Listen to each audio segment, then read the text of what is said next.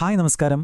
നമ്മൾ ചിന്തിക്കുന്ന കാര്യങ്ങൾക്ക് നമ്മുടെ ജീവിതത്തെ എത്രത്തോളം സ്വാധീനിക്കാൻ പറ്റുമെന്ന് എപ്പോഴെങ്കിലും ആലോചിച്ചിട്ടുണ്ടോ? ഇന്ന് നമ്മൾ സംസാരിക്കാൻ പോകുന്നത് കോഗ്നിറ്റീവ് ബിഹേവിയറൽ തെറാപ്പിയെക്കുറിച്ചാണ്. കേൾക്കുമ്പോൾ വലിയ പേരാണെന്ന് തോന്നുമെങ്കിലും സിമ്പിളായി പറഞ്ഞാൽ CBT. നമ്മുടെ ചിന്തകളെ ഒന്ന് റീവയർ ചെയ്ത് ജീവിതത്തിൽ നല്ല മാറ്റങ്ങൾ കൊണ്ടുവരാൻ സഹായിക്കുന്ന ഒരു കിടിലൻ സയന്റിഫിക് മെത്തേഡാണിത്. അപ്പോൾ ഇതെങ്ങനെയാണ് വർക്ക് ചെയ്യുന്നതെന്ന് നമുക്ക് നോക്കിയാലോ? ഓക്കെ, അപ്പോൾ നമുക്ക് ഈ ഒരു ചോദ്യത്തോടെ തന്നെ തുടങ്ങാം. നിങ്ങളുടെ ചിന്തകളാണോ നിങ്ങളെ കൺട്രോൾ ചെയ്യുന്നത്, അതോ നിങ്ങളുടെ ചിന്തകളെ നിങ്ങളാണോ കൺട്രോൾ ചെയ്യുന്നത്? ഒന്ന് ആലോചിച്ച് നോക്കിക്കേ. കാരണം ഈ ഒരു ചോദ്യത്തിനുള്ള ഉത്തരവുണ്ടല്ലോ, അത് നമ്മുടെ മെന്റൽ ഹെൽത്തിനെ പറ്റി ഒരുപാട് കാര്യങ്ങൾ നമുക്ക് പറഞ്ഞു തരും. ശരിക്കും പറഞ്ഞാൽ CBTയുടെ തുടക്കം തന്നെ ഇവിടെ നിന്നാണ്.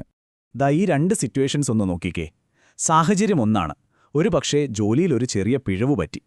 ഒരാൾ ചിന്തിക്കുന്നത്, അയ്യോ ഞാൻ തോറ്റുപോയി, എന്നെ ഒന്നിനും കൊള്ളില്ലെന്നാണ്. അതിൻ്റെ റിസൾട്ടോ ആകെപ്പാടെ സങ്കടം, നിരാശ, പിന്നെ ഒന്നും ചെയ്യാനുള്ളൊരു മൂഡുമില്ല. പക്ഷെ മറ്റയാൾ ചിന്തിക്കുന്നത് കണ്ടോ, ഓക്കെ ഇതൊരു പാഠമാണ്, അടുത്ത തവണ ഇതിലും ബെറ്റർ ആക്കാമെന്ന്. ആ ഒരൊറ്റ ചിന്തയുടെ വ്യത്യാസം നോക്കിയേ, അത് പ്രതീക്ഷയും മുന്നോട്ടു പോകാനുള്ള എനർജിയൊക്കെ കൊടുക്കുന്നു. കണ്ടില്ലേ, ഒരേ സംഭവത്തെ നമ്മുടെ ചിന്തകൾക്ക് എങ്ങനെയൊക്കെ മാറ്റാൻ പറ്റുമെന്ന്. അപ്പോ നമ്മുടെ ചിന്ത, വികാരം, പ്രവൃത്തി ഇവ തമ്മിലുള്ള ഈ കണക്ഷൻ എങ്ങനെയാണ് ശരിക്കും വർക്ക് ചെയ്യുന്നത്? CBTയുടെ ആ ഒരു കോർ ഐഡിയ എന്താണെന്ന് നമുക്ക് നോക്കാം. CBT മുന്നോട്ട് വെക്കുന്ന ഏറ്റവും പ്രധാനപ്പെട്ട ആശയം ഇതാണ്. നമ്മുടെ തോട്ട്സ്, അതായത് ചിന്തകൾ, നമ്മുടെ ഫീലിംഗ്സിനെ അല്ലെങ്കിൽ വികാരങ്ങളെ സ്വാധീനിക്കുന്നു. ആ വികാരങ്ങളാണ് നമ്മുടെ ബിഹേവിയർ, അതായത് പ്രവൃത്തികളെ നിയന്ത്രിക്കുന്നത്. സിമ്പിളായി പറഞ്ഞാൽ, ജീവിതത്തിൽ എന്ത് സംഭവിച്ചു എന്നതിലല്ല കാര്യം, അതിനെ നമ്മൾ എങ്ങനെ നോക്കിക്കണ്ടു, എങ്ങനെ വ്യാഖ്യാനിച്ചു എന്നതാണ് പ്രധാനം. ഈ ഒരൊറ്റ പോയിന്റ് മനസ്സിലാക്കിയാൽ തന്നെ വലിയൊരു മാറ്റം നമുക്ക് കൊണ്ടുവരാൻ പറ്റും. CBTയുടെ വേറൊരു പ്രത്യേകത എന്താണെന്നറിയോ? ഇത് ഭയങ്കര പ്രാക്ടിക്കലാണ്. പണ്ട് നടന്ന കാര്യങ്ങൾ ഓർത്ത് വിഷമിച്ചിരിക്കാതെ ഇപ്പോൾ നമ്മളെ അലട്ടുന്ന പ്രശ്നങ്ങൾക്ക് ഒരു സൊല്യൂഷൻ കണ്ടെത്താനാണ് ഇത് നമ്മളെ ഹെൽപ്പ് ചെയ്യുന്നത്. ഇതിന് വ്യക്തമായ ലക്ഷ്യങ്ങളൊക്കെയുണ്ട്. പിന്നെ വെറുതെ സംസാരിച്ചിരിക്കുക മാത്രമല്ല, തെറാപ്പി സെഷനുകളുടെ ഇടയ്ക്ക് നമ്മൾ തന്നെ ചെയ്യേണ്ട ചില ഹോംവർക്കൊക്കെ ഉണ്ടാകും. നമ്മുടെ ചിന്തകളെപ്പറ്റി എഴുതുക, പുതിയ ചില കാര്യങ്ങളൊന്ന് ട്രൈ ചെയ്ത് നോക്കുക, അങ്ങനെയൊക്കെ. ഓക്കെ, അപ്പോൾ ഏതൊക്കെ പ്രശ്നങ്ങൾക്കാണ് ഈ CBT ഒരു നല്ല സൊല്യൂഷൻ ആവുന്നത്? നമുക്ക് നോക്കാം. ഡിപ്രഷൻ, അതായത് വിഷാദം, പലതരം ആൻസൈറ്റി ഡിസോർഡറുകൾ, ചില കാര്യങ്ങളോടുള്ള പേടി അഥവാ ഫോബിയ, ഉറക്കമില്ലായ്മ, ഈറ്റിംഗ് ഡിസോർഡറുകൾ, ദേഷ്യം കൺട്രോൾ ചെയ്യാനുള്ള ബുദ്ധിമുട്ട്, ഇങ്ങനെ ഒരുപാട് കാര്യങ്ങൾക്ക് CBT ശരിക്കും എഫക്റ്റീവാണ്. ചില സമയങ്ങളിൽ മരുന്നുകളുടെ കൂടെ ഒരു സപ്പോർട്ടായിട്ട് ഉപയോഗിക്കാം. ചിലപ്പോൾ മരുന്നൊന്നുമില്ലാതെ തന്നെ വലിയ മാറ്റങ്ങൾ കൊണ്ടുവരാനും CBTക്ക് കഴിയും. ഇനി നമുക്ക് കുറച്ചുകൂടി പ്രാക്ടിക്കലായിട്ടുള്ള കാര്യങ്ങളിലേക്ക് കടക്കാം, അല്ലേ? നിങ്ങളുടെ സ്വന്തം CBT ടൂൾ കിറ്റ് ഉണ്ടാക്കാൻ സഹായിക്കുന്ന ചില ടെക്നിക്കലാണ് നമ്മളിനി പരിചയപ്പെടാൻ പോകുന്നത്. നമുക്ക് തന്നെ ഇതൊക്കെ പരീക്ഷിച്ച് നോക്കാവുന്നതേയുള്ളൂ. അപ്പോൾ നമ്മുടെ ടൂൾ കിറ്റിലെ ആദ്യത്തെയും ഏറ്റവും പവർഫുള്ളുമായിട്ടുള്ളൊരു ടെക്നിക്കാണ് കോഗ്നിറ്റീവ് റീസ്ട്രക്ചറിംഗ്. പേരിലേട്ട് പേടിക്കേണ്ട. സിമ്പിളായി പറഞ്ഞാൽ, നമ്മുടെ തലയിലോടുന്ന നെഗറ്റീവ് ചിന്തകളില്ലേ, അതിനെ ഒന്ന് പിടിച്ചു നിർത്തി ചോദ്യം ചെയ്ത് കുറച്ചുകൂടി റിയലിസ്റ്റിക്കും പോസിറ്റീവുമായൊരു ചിന്തയാക്കി മാറ്റുന്ന ഒരു പ്രോസസ്സാണിത്. അപ്പോൾ ഇതെങ്ങനെ ചെയ്യാം? വെറും 3 സ്റ്റെപ്പേ ഉള്ളൂ. ഒന്നാമത്തെ സ്റ്റെപ്പ്, നിങ്ങളെ അലട്ടുന്ന ആ നെഗറ്റീവ് ചിന്ത എന്താണെന്ന് കൃത്യമായിട്ട് തിരിച്ചറിയുക. ഒരു ഉദാഹരണം പറയാം. എനിക്ക് പുതിയ ജോലി കിട്ടി, പക്ഷെ ഞാൻ അവിടെ ഫ്ലോപ്പാവും. ഇതാണ് ചിന്ത. ഇനി സ്റ്റെപ്പ് 2, ഈ ചിന്ത ശരിയാണെന്ന് വിശ്വസിക്കാൻ എന്തൊക്കെ തെളിവുണ്ട്? ഇത് ശരിയല്ല എന്ന് പറയാൻ എന്തൊക്കെ തെളിവുണ്ട്?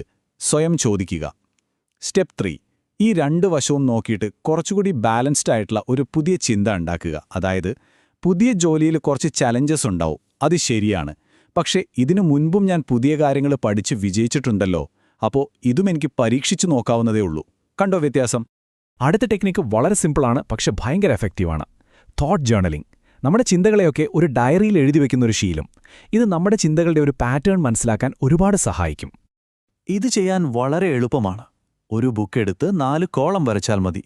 ഒന്നാമത്തെ കോളത്തിൽ സാഹചര്യം എഴുതുക, രണ്ടാമത്തതിൽ അപ്പോൾ വന്ന ചിന്ത, മൂന്നാമത്തതിൽ അപ്പോഴുണ്ടായ വികാരം, 4ാമത്തെ കോളത്തിൽ ഒരു ബദൽ ചിന്ത. ഇങ്ങനെ എഴുതി തുടങ്ങുമ്പോൾ നമുക്ക് തന്നെ ഒരു ക്ലാരിറ്റി കിട്ടും. നമ്മുടെ പല നെഗറ്റീവ് ചിന്തകൾക്കും ഒരടിസ്ഥാനവുമില്ലെന്ന് നമുക്ക് തന്നെ പതിയെ മനസ്സിലാകും. നമ്മുടെ ടൂൾ കിറ്റിൽ ഇനിയും ചില അടിപൊളി ടെക്നിക്കുകൾ ബാക്കിയുണ്ട്. നമുക്ക് അതെന്തൊക്കെയാണെന്ന് കൂടി വേഗം നോക്കാം. ഒന്നാമത്തേത് എക്സ്പോഷർ തെറാപ്പി. നമുക്ക് പേടിയുള്ള കാര്യങ്ങളെ ഒറ്റയടിക്ക് നേരിടാതെ പടിപടിയായി ഫേസ് ചെയ്ത് ആത്മവിശ്വാസം കൂട്ടുന്ന ഒരു രീതിയാണത്. അടുത്തത് ആക്ടിവിറ്റി ഷെഡ്യൂളിംഗ്. ഡിപ്രഷനൊക്കെ ഉള്ളപ്പോൾ നമുക്കൊന്നും ചെയ്യാൻ തോന്നില്ലല്ലോ. അപ്പോൾ ചെറിയ സന്തോഷം തരുന്ന കാര്യങ്ങൾ, ഒരു പാട്ട് കേൾക്കുന്നതോ നടക്കാൻ പോകുന്നതൊക്കെ നേരത്തെ പ്ലാൻ ചെയ്ത് വെക്കുക. പിന്നെ റിലാക്സേഷൻ ടെക്നിക്കുകൾ, ഡീപ് ബ്രീതിംഗ് പോലെയുള്ളവ. ഇതൊക്കെ ആൻസൈറ്റി കുറയ്ക്കാൻ സൂപ്പറാണ്. ഈ പറഞ്ഞ ടൂൾസൊക്കെ ശരിക്കും ഉപയോഗിക്കണമെങ്കിൽ ആദ്യം നമ്മൾ നമ്മുടെ ചിന്തകളിലെ ചില കോമൺ തെറ്റുകൾ തിരിച്ചറിയണം. ഇതൊരു തരം മെന്റൽ ട്രാപ്പുകൾ പോലെയാണ്. ഇതിനെ ടെക്നിക്കലായി കോഗ്നിറ്റീവ് ഡിസ്റ്റോർഷനുകൾ എന്നൊക്കെ പറയും. സിമ്പിളായി പറഞ്ഞാൽ ചിന്തയിലെ പിശകുകൾ. ഉദാഹരണത്തിന് ഓൾ ഓർ നത്തിങ് തിങ്കിങ്, അതായത് ഒന്നുകൾ പെർഫെക്റ്റ് അല്ലെങ്കിൽ ഫുൾ പരാജയം. വേറൊന്നാണ് ഓവർ ജനറലൈസേഷൻ. ഒരു ചെറിയ തെറ്റുപറ്റിയാൽ അയ്യോ ഞാൻ എപ്പോഴും ഇങ്ങനെയാ എന്ന് ചിന്തിക്കുന്നത്. പിന്നെ മൈൻഡ് റീഡിംഗ്, അതായത് മറ്റുള്ളവർ നമ്മളെപ്പറ്റി മോശമായിട്ടാണ് ചിന്തിക്കുന്നതെന്ന് വെറുതെ അങ്ങ് ഉറപ്പിക്കുക. ഇതൊക്കെ വളരെ കോമൺ ആയിട്ടുള്ള ചില തിങ്കിങ് എററുകളാണ്. അപ്പോൾ ഈ ചിന്തയിലെ പിശകുകളെ എങ്ങനെ നേരിടാം? ഇതിനും ഒരു സിമ്പിൾ 3 സ്റ്റെപ്പ് പ്ലാനുണ്ട്. 1. നിങ്ങളുടെ ചിന്തയിൽ എന്ത് തെറ്റാണ് പറ്റിയതെന്ന് തിരിച്ചറിയുക. 2. അതിനെ ചാലഞ്ച് ചെയ്യുക. സ്വയം ചോദിക്കുക, ഈ ചിന്തിക്കുന്നതിന് എന്തെങ്കിലും പ്രൂഫുണ്ടോ, ഞാൻ വെറുതെ കാര്യങ്ങൾ വലുതാക്കുകയാണോ എന്ന്. 3. ആ തെറ്റായ ചിന്തയ്ക്ക് പകരം കുറച്ചുകൂടി റിയലിസ്റ്റിക്കായ ബാലൻസ്ഡായ ഒരു ചിന്ത വയ്ക്കുക. ഇപ്പം നമ്മൾ CBTയെ പറ്റി കുറേയൊക്കെ മനസ്സിലാക്കിയില്ലേ? ഇനി തിയറി മാത്രം പോരല്ലോ, പ്രാക്ടീസ് വേണ്ടേ? അപ്പോൾ നമുക്ക് തുടങ്ങാൻ പറ്റിയൊരു സിമ്പിൾ എക്സസൈസ് നോക്കാം. വളരെ സിമ്പിളായിട്ടുള്ളൊരു വ്യായാമമാണിത്. അടുത്ത തവണ നിങ്ങൾക്ക് വല്ലാത്ത സങ്കടമോ ദേഷ്യമോ ടെൻഷനോ ഒക്കെ തോന്നുമ്പോൾ ഒരു പേപ്പർ എടുത്ത് ഈ 4 കാര്യങ്ങൾ എഴുതുക. 1. സാഹചര്യം എന്തായിരുന്നു? 2. ആ സമയത്ത് നിങ്ങളുടെ മനസ്സിൽ ഓട്ടോമാറ്റിക്കായി വന്ന ചിന്ത എന്താണ്? 3. ആ ഫീലിംഗിന്റെ ഒരു തീവ്രത 1 മുതൽ 10 വരെയുള്ള സ്കെയിലിൽ എത്ര കൊടുക്കും? 4. ആ നെഗറ്റീവ് ചിന്തയ്ക്ക് പകരം വയ്ക്കാൻ പറ്റിയ ഒരു പോസിറ്റീവ് ബദൽ ചിന്ത എന്താണ്? ഇതൊന്ന് ശീലമാക്കി നോക്കൂ. പതിയെ പതിയെ വലിയ മാറ്റം കാണാൻ പറ്റും. ഒരു കാര്യം ഓർക്കണം, CBT എന്ന് പറയുന്നത് ഒരു മാജിക് ഒന്നുമല്ല. ഇതൊരു സ്കില്ലാണ്. നമ്മൾ പ്രാക്ടീസ് ചെയ്യുന്നതിനനുസരിച്ച് മെച്ചപ്പെട്ടുകൊണ്ടേയിരിക്കും.